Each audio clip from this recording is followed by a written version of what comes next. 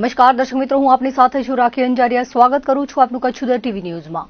ન્યૂઝની શરૂઆત પહેલા નજર કરી આજની હેડલાઇન્સ પર.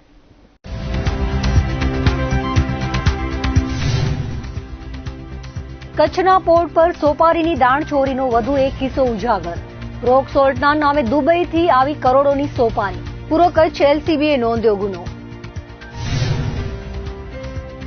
કચ્છમાં રવિ પાકના વાવેતરમાં વાગડ રહ્યું આગળ. 17,000થી વધુ હેક્ટરમાં જીરુનો લેવાયો પાક. ઠંડીનો પ્રભાવ વધતા ખેડૂતોએ પકડી ખેતરની વાટ. ભુજમાં સાબરમતી રિપોર્ટ ફિલ્મનો યોજાયો ખાસ શો. સાંસદ સહિત આગેવાનોએ નિહાળી ફિલ્મ. રાજ્ય સરકારે ગુજરાતમાં કરમુક્ત જાહેર કરી છે ફિલ્મ. કંડલા પોર્ટમાં દુર્ઘટનાનો બનાવ બન્યો હતો, જેમાં 30 ફૂટ ઊંચાઈએથી યુવાન નીચે પટકાતા ગંભીર ઈજાઓના કારણે મોત થયું હતું. આ બાબતે કંડલા મરીન પોલીસમાંથી જાણવા મળેલી વિગતો મુજબ કંડલા પોર્ટમાં જેએમ બક્ષી કેઆઈસીટી જેટી નંબર 11-12 ખાતે રાતના સમય બનાવ બન્યો હતો, જેમાં વર્કશોપના પ્રથમ માળે આવેલ સોલાર પ્લેટની સફાઈ કરવા માટે યુવાન ઉપર ચડ્યો હતો. એ દરમિયાન અકસ્માતે પતરું ખસી જતા નીચે પટકાયો હતો, જેથી તેને ગંભીર ઈજાઓ થતા પ્રથમ સારવાર માટે સ્ટર્લિંગ હોસ્પિટલમાં ખસેડાતા તબીબે મૃત જાહેર કર્યો હતો.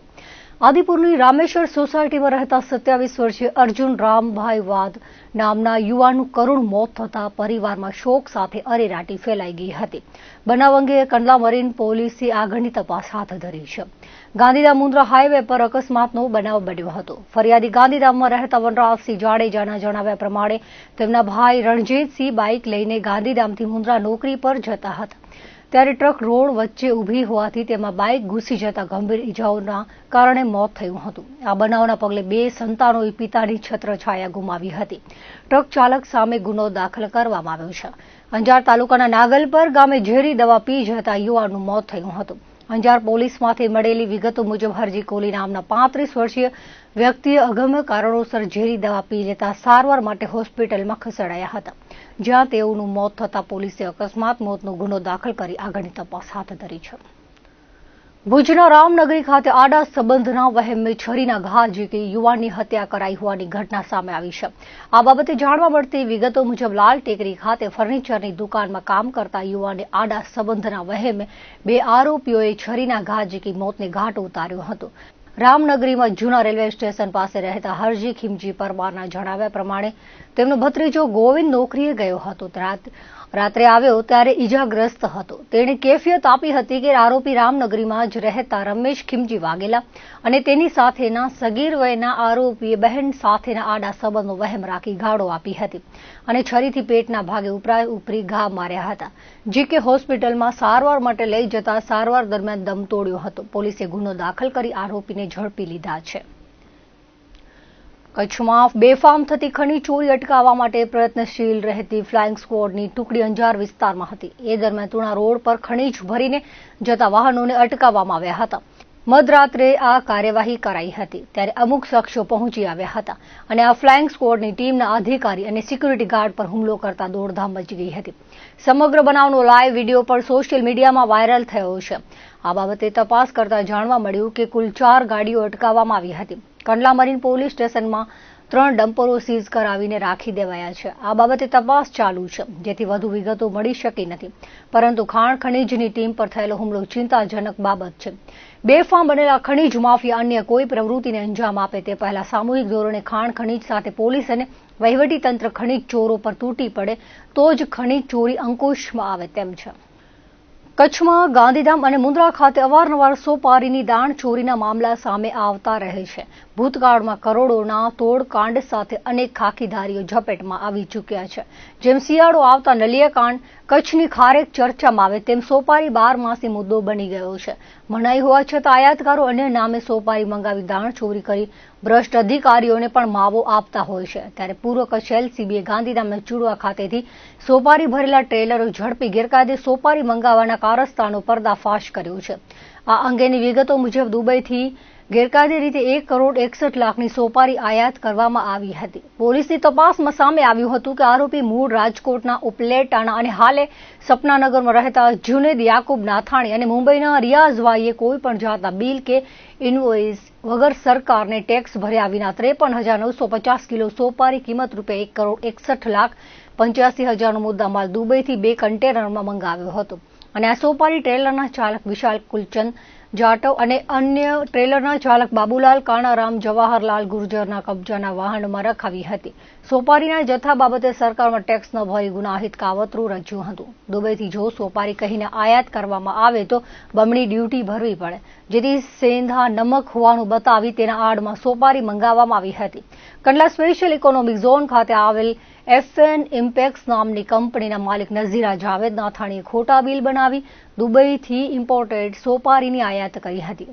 રોક સોલ્ટના બિલ બતાવી સોપારી મંગાવી ઠગાઈ કરવામાં આવી હતી, જેથી સરકાર તરફ LCB PSI MV જાડેજાએ તમામ સામે ગુનો દાખલ કરાવ્યો હતો. LCB PI NN ચુડાસમાએ જણાવ્યું હતું કે ચુડવા સીમ સર્વે નંબર 16A ખાતે આવેલ ગૌતમ ટ્રાન્સપોર્ટના પાર્કિંગમાંથી સોપારી ભરેલ વાહનો ઝડપી લેવાયા હતા. હાલ આયાતકાર જુનેદ નાથાણી તેમજ ડ્રાઈવ વિશાલ જાટવ અને બાબુલાલ ગુર્જરની અટકાયત કરી લેવાઈ છે.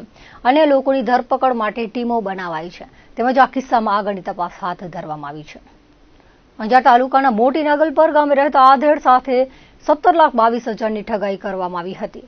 શેર માર્કેટમાં રોકાણના નામે છેતરી લેવામાં આવ્યા હતા. મોટી નાગલપરમાં રહેતા અને આફ્રિકામાં નોકરી કરી નિવૃત્તિ જીવન વિતાવતા ફરિયાદી મોહમ્મદ હુસેન સાબાન અલી નાથાણીના જણાવ્યા પ્રમાણે ઇન્સ્ટાગ્રામમાં રીલ જોયો હતો, જેમાં શેર માર્કેટમાં રોકાણ કરી રોજના 5 થી 15% કમાવાની વાત રજૂ કરવામાં આવી હતી. લિંકમાં ક્લિક કરીને વોટ્સએપમાં જોડાયા અને ગઠિયાઓએ જાળમાં ફસાવી એપ ડાઉનલોડ કરાવી હતી. શરૂઆતમાં 10,000 રોકાણ કર્યું અને 14,000 જમા થયા બાદમાં વિશ્વાસ આવતો ગયો અને ફરિયાદી રોકાણ કરતા ગયા. તેમ તબક્કાવાર તેમણે રોકાણ કર્યું, પરંતુ રૂપિયા જમા ન થયા, જેથી ઇન્સ્ટાગ્રામ આઈડી ધારક શ્રુતિ અગ્રવાલ, દામોદર અગ્રવાલ તેમજ MSC એપ્લિકેશન ચલાવનાર સામે 17,22,000ની ઠગાઈ સંદર્ભે સાયબર ક્રાઇમ પોલીસ ગાંધીધામ ખાતે ગુનો દાખલ કરાવાયો છે.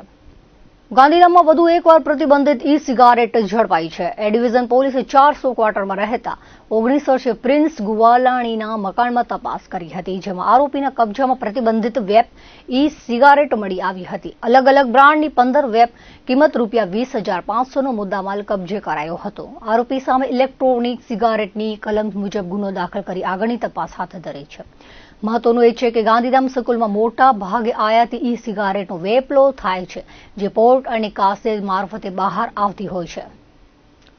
પશ્ચિમ ગુજરાત વીજ કંપની લિમિટેડના ભુજ સર્કલ હેઠળ આવતા માંડવી ડિવિઝનના મુન્દ્રા 1 અને 2 સબ ડિવિઝનમાં વીજ ચેકિંગ ઝુંબેશ હાથ ધરવામાં આવી હતી. વીજ વિભાગની 30 ટીમો દ્વારા મુન્દ્રા પંથકમાં વીજ જોડાણની ચકાસણી કરવામાં આવી હતી, જેમાં રહેણાંક હેતુસરના 221 અને કોમર્શિયલ હેતુસરના 207 સહિત કુલ 428 જોડાણો ચકાસવામાં આવ્યા હતા, જે પૈકી 42 રહેણાંક હેતુસર અને 8 કોમર્શિયલ મળી કુલ 50 વીજ જોડાણોમાં ગેરરીતિ સામે આવી હતી. વીજ વિભાગની ટીમો દ્વારા સ્થળ પર 16 લાખની વધુના દંડની આકારણી કરવામાં આવી હતી.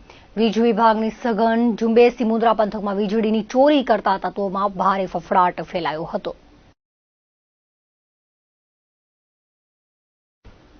રાજ્ય સરકારે અંજાર સહિત 8 નવી સરકારી કોલેજોને મંજૂરી આપવાની જાહેરાત કરી છે, જે વિદ્યાર્થીઓ માટે ખૂબ જ મહત્વપૂર્ણ નિર્ણાયક નિર્ણય છે.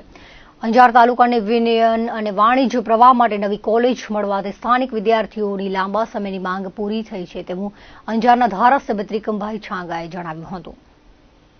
નમસ્કાર મિત્રો, કહેતા આનંદ પણ થાય, ગૌરવ થાય અને રાજ્ય સરકારને ખૂબ ખૂબ અભિનંદન અને આભાર માનવાનું મન થાય એવા પ્રકારની કાર્ય રાજ્યના લાડીલા મુખ્યમંત્રી આદરણીય ભૂપેન્દ્રભાઈ પટેલ સાહેબ, શિક્ષણ મંત્રી માનનીય ઋષિકેશભાઈ પટેલ સાહેબ, કચ્છના પ્રભારી મંત્રી માનનીય પ્રફુલભાઈ પાનસેરિયા સાહેબ, માનનીય નાણામંત્રી કનુભાઈ દેસાઈ સાહેબ અને સમગ્ર શિક્ષણ વિભાગ દ્વારા અંજાર શહેર અને તાલુકાના લોકોની લાંબા સમયથી સરકારી કોલેજ શરૂ કરવાની જે લાગણી હતી એ લાગણીને રાજ્ય સરકારે વાચા આપીને અંજાર માટે વિજ્ઞાન અને વાણિજ્ય કોલેજ મંજૂર કરીને અન્ય બાબતોની સાથે સાથે શિક્ષણ ક્ષેત્રમાં પણ અંજાર આગળ વધે, પ્રગતિ કરે, અંજારના યુવાનોને સમતોલ